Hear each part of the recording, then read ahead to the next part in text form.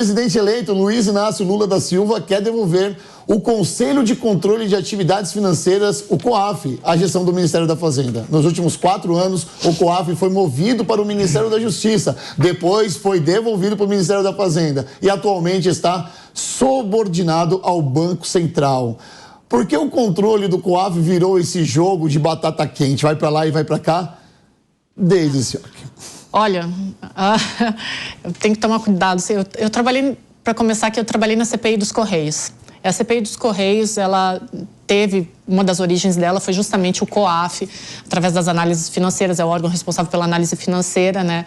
O Roberto Jefferson fez uma denúncia de desvios bancários e toda a CPI dos Correios, ela acabou culminando no mensalão, que foi o grande ponto nevrálgico do PT, né? Então, quando eu li essa notícia de que o PT já estava colocando o COAF sob o comando do Haddad, ele não coloca em qualquer outro ministério, ele coloca num dos seus maiores fiéis, maiores leais do PT, né? Então, é uma forma também de dizer ao COAF, olha, vocês estão sob nossa jurisprudência, nós vamos ficar de olho em vocês, e aí é também uma garantia de que, e não querendo fazer nenhuma volta ao passado, mas de que a história não vai se repetir, não se depender da análise do COAF. O COAF foi responsável por 1000 relatórios durante a Lava Jato de desvio de dinheiro. Então, é um órgão que, se for devidamente financiado, apoiado e dado a ele a liberdade que ele merece, ele vai acabar descobrindo casos de corrupção. E, de novo, foi ele que originou a CPI dos Correios e o mensalão. Então, o PT no simbólico isso é muito forte, porque já de imediato mexe justamente naquele órgão que originou o maior escândalo de corrupção da história da esquerda, né? Ô Alexandre, que análise que ela fez, que é sensacional isso, porque o COAF é a grande válvula de escape da corrupção, foi, né, a válvula de escape da corrupção no passado. Será que a gente já começa a ver a movimentação do COAF para um futuro desesperador? Rodolfo, eu não vejo forma de se explicar positivamente essa alteração. Primeiro porque, se a gente pensar em questão de ilícitos e ilegalidades, como a Deise já muito bem colocou aqui, nós temos a raposa tomando conta do galinheiro. Então, começa o primeiro fator que nos leva um alerta e não diria que me causa muita estranheza. Talvez fosse até por muitos esperado isso estar acontecendo. Agora, tem um outro fator que isso pode trazer também. Eu tenho ouvido muito governo falar em reforma tributária, que vai encampar, que o Haddad quer fazer. E você verificar a movimentação financeira dos setores da economia do Brasil pode ser bem estratégico também para algumas decisões, como, por exemplo, entender quem tributar mais ou quem tributar menos. Porque hoje a maioria dos tributos são o que a gente chama por homologação, né? Você vai lá, declara quanto arrecadou, não arrecadou, e aí faz uma compensação lá, alguém pode analisar, questionar, enfim. Mas a movimentação financeira é a que efetivamente mostra o quanto você está transitando de recurso e eventualmente lucrando ou não na sua atividade. E aí eu me pergunto, se isso não está sendo utilizado, no primeiro momento, por uma questão até ilícita, como já trazido aqui, que é uma das possibilidades, que é a raposa tomar conta do galinheiro, a segunda é, será que isso não está sendo utilizado ideologicamente para ver quais setores da economia interessam ao novo governo beneficiar ou prejudicar nessa suposta reforma tributária que o ministro Haddad vem ventilando que vai apresentar no Congresso? Eu começo a ficar com suspeita, no mínimo, em 2 pontos de atenção. Perfeito. Nelson Kobayashi, vou fazer uma análise aqui, vou fazer uma analogia, na verdade. Eu conheço muitos empresários e eles falam assim, Rodolfo, quando o funcionário é ruim e a gente não pode demiti-lo, a gente coloca ele em outro departamento. Aí ele chega naquele outro departamento, ele dá problema. Aí ele vai para aquele problema e fala, vamos colocar ele, a gente não pode mandar embora? Não, então vamos colocar em outro departamento. E vai passando de mão em mão. Você acha que esse COAF é esse funcionário? Na verdade, não, Rodolfo. Divide a tela comigo e com ele, porque agora ele vai querer debater, é isso, né? Pode dividir a tela comigo e com ele, nem a tela, vamos lá. É um outro ponto de vista, na verdade. Eu acho que o COAF, pelo contrário, todo mundo quer o COAF, porque o COAF ele tem informações privilegiadas importantes, estratégicas. O COAF é o Conselho de Controle de Atividades Financeiras, então lá eles sabem muito bem quem é que está movimentando, quanto que está movimentando. quanto que está movimentando, para onde está mandando dinheiro, de onde está recebendo dinheiro. Por isso mesmo é que no início do governo... Para onde vai o dinheiro e de onde está vindo o dinheiro? Em que quantidade, enfim. Então, em que quantidade são ainda? Informações importantes que o presidente eleito Lula, ele quer deixar perto ali na cozinha de casa, exatamente com o Fernando Haddad. Olha! Entendeu? Ele quer deixar essas informações ali entre eles. Ele quer deixar o conselho do lado dele ali. Exato, essas informações, na verdade. O cofre fica no quarto, né?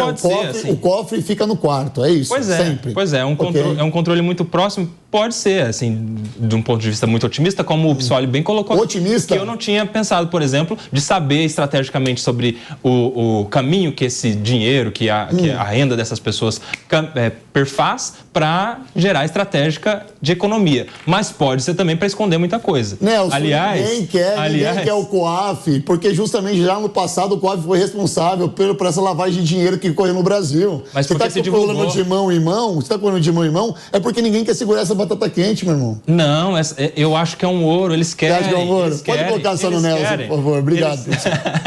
Eles querem o COAF, sim, para ter essas informações privilegiadas. Senão, essa batata quente não ia cair na mão do Fernando Haddad. Olha, né? eu vou concordar com o Kobayashi. Eu não acho batata quente nada. Eu acho um pão de queijo bem quentinho e gostoso. Ó. Estão querendo tacar a mão nele para sentir o gosto do que tem ali dentro. Só se for uma batata recheada, dessa bem, assim, bem volumosa. Eu falei, a batata é quente. Como você vai recheá-la, vai da sua imaginação. Entendeu? Pois é, boa de analogia. Se ela tá quente, ela tá quente. Mas imagine, por exemplo, que o COAF estivesse em um órgão chefiado por um ministério que não fosse das pessoas de confiança do Lula.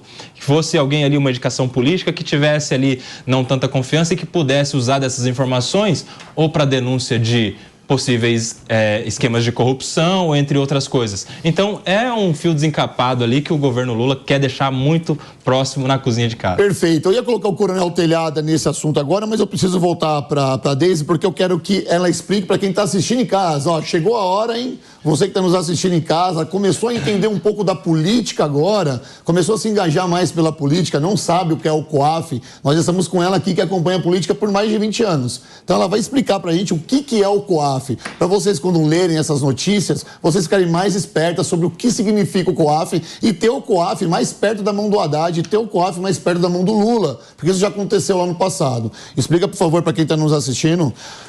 Os guris até deram uma pincelada aqui, mas o COAF é o órgão de inteligência financeira de um país. Então, por exemplo, a Polícia Federal cuida de toda a polícia de um país. O COAF é esse órgão de inteligência financeira e ele tem uma importância muito grande.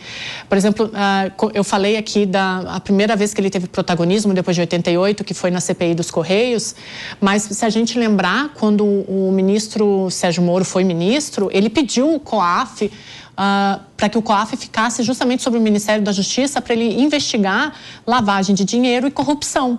Agora, quando a gente vê, por exemplo, esse mesmo COAF, uma das primeiras medidas do governo que nem assumiu ainda, é colocar o órgão de inteligência financeira do país sob um comando de um dos seus petistas mais leais, isso indica um poder e um controle que vão muito além. O COAF, se fosse pela lógica, ele deveria ser um dos órgãos mais independentes do país. De novo, vale lembrar que durante a Lava Jato produziu mais de 1000 relatórios que foram extremamente eficientes para a busca e para devolver dinheiro aos cofres públicos. Esse mesmo COAF agora, o Psoli falou muito bem, é a raposa cuidando do galinheiro, porque um órgão que deveria ser independente agora está sob as amarras do governo. Então, como que tu vai investigar, que tu vai denunciar e tu vai deliberar sobre possíveis corrupções ou lavagem de dinheiro se ele está atrelado a um dos seus principais mecanismos. É um mecanismo operando. Eu espero que você tenha pego um bloquinho aí e uma caneta e tenha anotado essa aula, hein? E eu quero falar, complementando, Deise, por que é que tem que ser independente? Porque uma vez que está ali na cozinha de casa, como a gente disse, na mão de um dos seus... das suas pessoas, dos seus ministros de mais confiança, você começa a ter poder de direcionar a atividade do COAF. Quando você pode, por exemplo, com todas as informações na mão, começar a mandar para o Ministério Público, para a Polícia Federal, só as informações dos seus opositores políticos. Só as informações daqueles que fizeram campanha contra Mas você. isso não é constitucional. Não é. Não é Por isso é que o COAF deveria continuar no Banco Central, que é independente. E aí, lá no Banco Central, longe desse poder de controle do governo Lula e do Ministério da Fazenda, o Banco Central, cuidando do COAF, poderia mandar para a Polícia Federal, para o Ministério Público, irregularidades de todos os lados, seja do lado de quem apoia o presidente Lula, seja do lado de quem é opositor. E na mão do presidente Lula, esse trabalho do COAF ele passa a ser direcionado, passa a ser só contra alguém. Então alguém vai lá, se levanta como um grande opositor, o COAF pode revirar a vida financeira, o histórico bancário, de todo histórico financeiro dessa pessoa que está se levantando. Então vira uma arma até de coação, na verdade. Por isso que o COAF deveria permanecer no Banco Central, independente. Essa medida de trazer para o Ministério da Fazenda é muito perigosa. Mas assim, é uma legitimação muito subliminar da corrupção, isso que está acontecendo. Coronel Telhada, vou deixar o senhor falar um pouco sobre isso, porque vou falar o dito popular aqui, tá? Ele está amarrando as pontas. Eu sou muito fraco em economia, finanças, as coisas. Eu sou policial militar.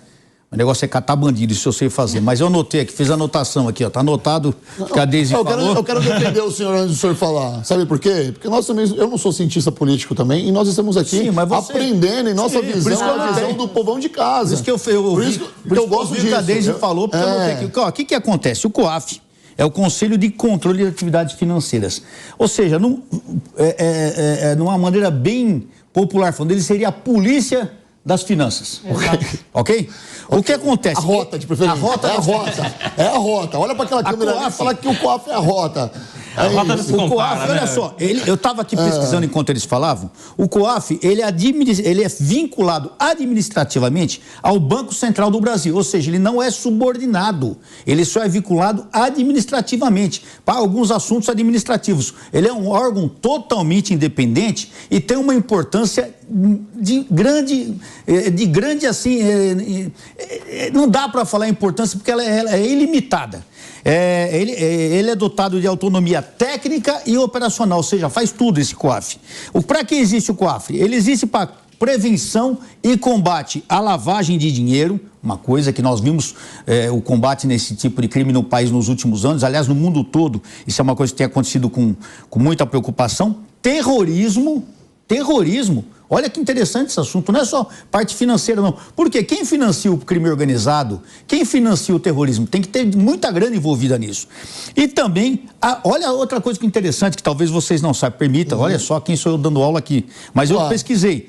A proliferação de armas de destruição em massa. Olha que coisa interessante. Armas químicas, explosivos, biológicas. Então vejam a importância desse órgão, gente. É um órgão de suma importância e por isso ele tem que estar desvinculado. Ele tem que ter total independência. Ele não pode ficar subordinado a alguém que fala, faça isso, faça aquilo, não quero saber disso, guarda isso, não interessa. Então me causa muita estranheza e preocupação quando esse órgão de extrema importância, que é uma unidade de inteligência financeira. O que é inteligência? Inteligência é aquelas pessoas que observam todo o parecer, todo o que está acontecendo. Eles fazem estudos, fazem pensamentos sobre aquilo, inteligência.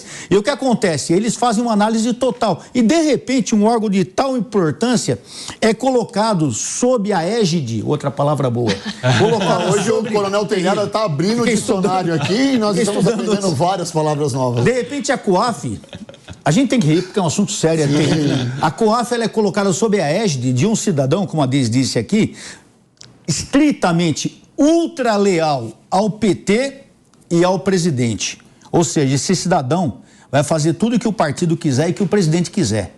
Será que vai cumprir a lei como que se deve? Então, aí que está a nossa preocupação. Aquele órgão que, mais importante para combater a lavagem de dinheiro, combater o terrorismo, combater os desvios que ocorreram no último ano, infelizmente, nesse governo que está voltando, de repente, Coronel, como o Bissoli falou tão simplesmente e tão grandemente, é colocar a raposa para tomar conta do galinheiro.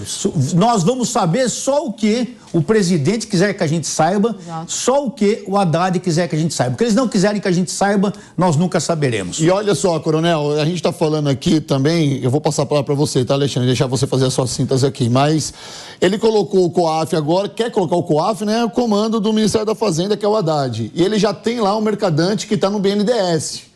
Olha que interessante. Tudo que é dinheiro, ele já está amarrando as pontas e não está deixando ninguém de fora colocar a mão.